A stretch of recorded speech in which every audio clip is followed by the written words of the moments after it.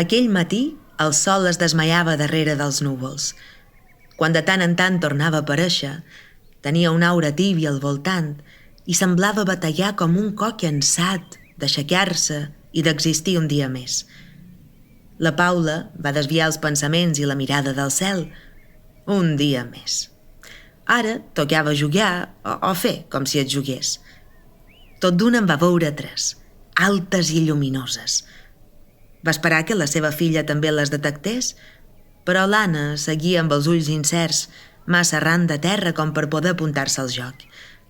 Estava cansada de trasquiar només pel quadrat del jardí, amb el puig que es veia al darrere, però que ja no es podia tocar. Alta i lluminosa, aquella muntanya també, com si la lluminositat i l'altura fossin les categories primeres de la natura que les envoltava. Era a prop al cim. Sempre havia estat molt fàcil sortir de casa, endinsar-se dins de la vall de Coa Negra i pujar-hi.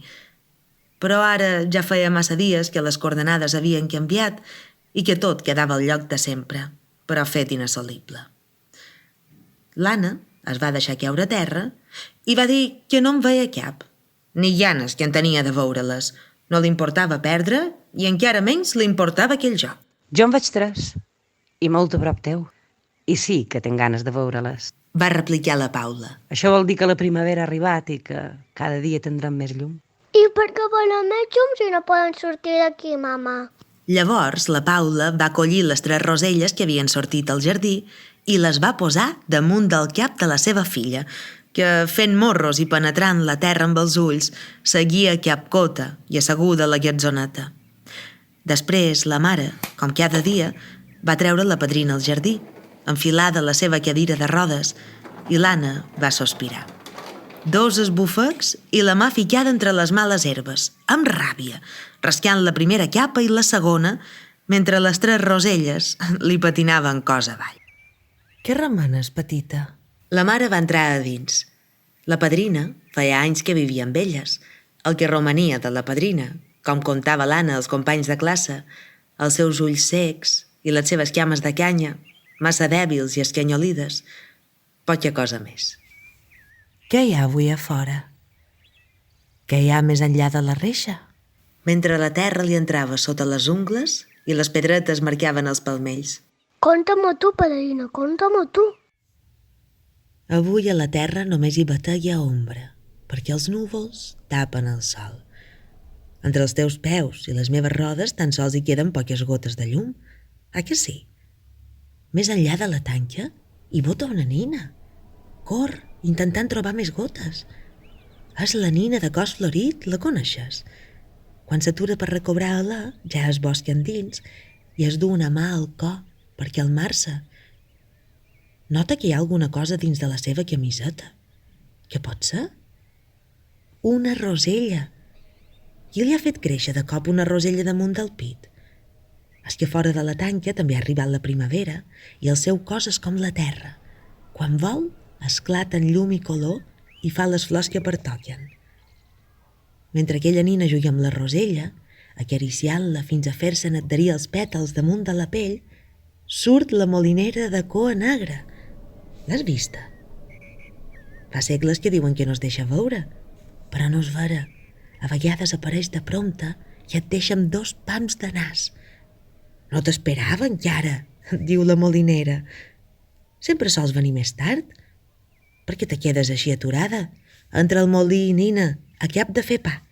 En podràs menjar un bocí i ja estaràs llesta per dur-ne a les dones del torrent. Avui acabarem les feines abans. Tanca la reixa, Anna! Per què està oberta? Va cridar la mare des de la finestra.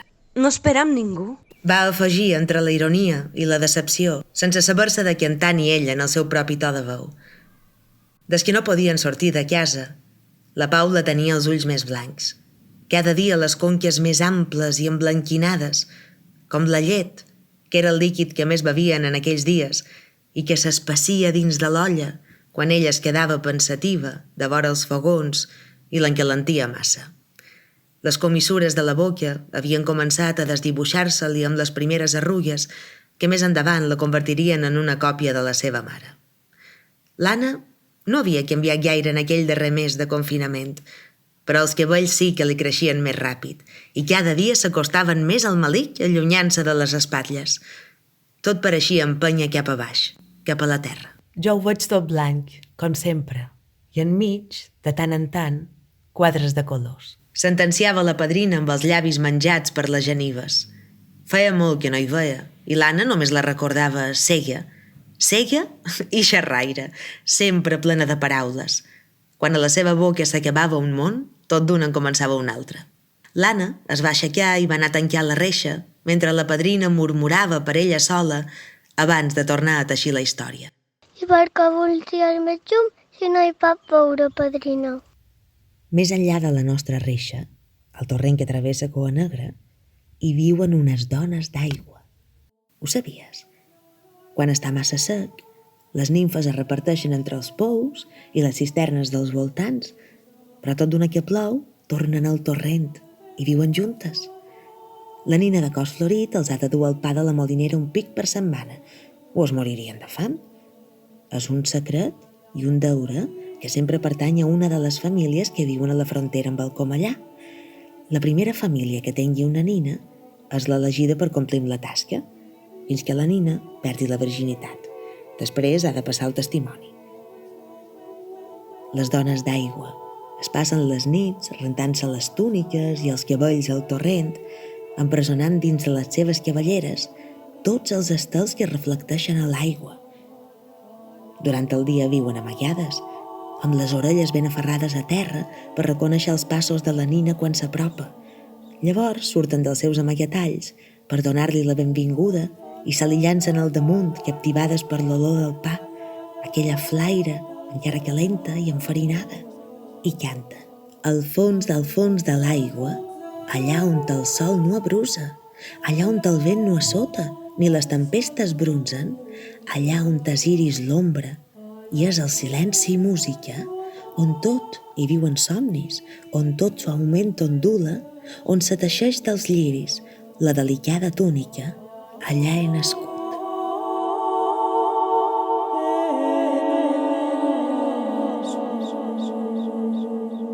La Paula, amb la porta i les finestres ben tancades, va encendre la televisió i la ràdio alhora.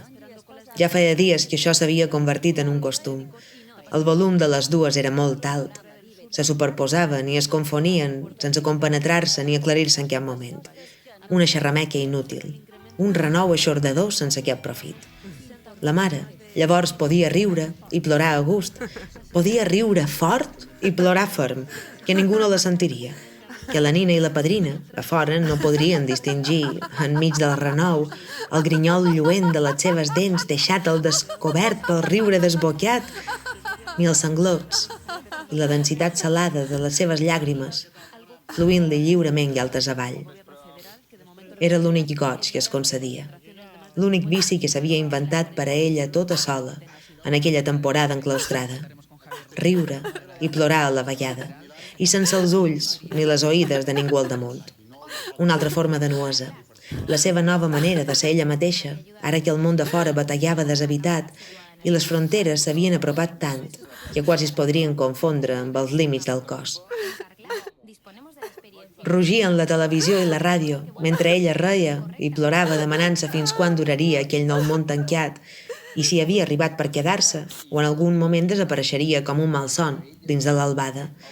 Ballava i giravoltava a la sala, acomiadant-se del món de la seva mare i obrint-se cap al món de la seva filla, entre la televisió i la ràdio que sumaven dades, balanços i expectatives d'aquell nou estat, mentre a fora la padrina resistia per a tota la família, talment un mag de torrent ben polit, i s'inventava un altre univers per a l'Anna, que a poc havia deixat d'excavar amb les mans al jardí i havia recollit dins del palmell dues de les roselles del joc matiner.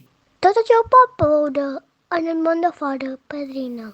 La nina de cos florit sap que no pot quedar-se massa temps al torrent o posarà en perill la vida de les dones d'aigua, tot i que li encantaria viure amb elles, entre la Garriga i els pinars de Coa Negra. Ella sap que ha de tornar a casa, al seu jardí, i cuidar de la rosella que li ha sortit al pit. L'ha de ratllar i protegir de tots els mals que hi ha més enllà de la primavera. Desfent el camí, promet a la seva flor que un dia, aviat, pujaran juntes al puig de n'Helena, la molinera, i que aquell matí el sol serà l'amo del cel i impregnarà tot l'aire que les envolta. Quan es va acabar la història, l'Anna va somriure per primera vegada aquell dia, mentre la Paula, a dins, apagava la televisió i la ràdio i exhausta es recolzava en el palmell d'una cadira amb els ulls blanquinosos i les galtes humides. La boca va començar a lluitar per tornar-se una mà plana sense onades i així romandre durant tot el dia, però els músculs encara recordaven la dansa i les preguntes dels seus moviments. Es va pentinar els cabells amb els dits i va goitar fora de la finestra. Per què la reixa del jardí tornava a estar oberta? Qui l'havia oberta de nou? La padrina va teixir un somriure dins dels seus ulls secs, mentre l'Anna descobria que una rosella li batallava dins de la camiseta, just damunt del cop.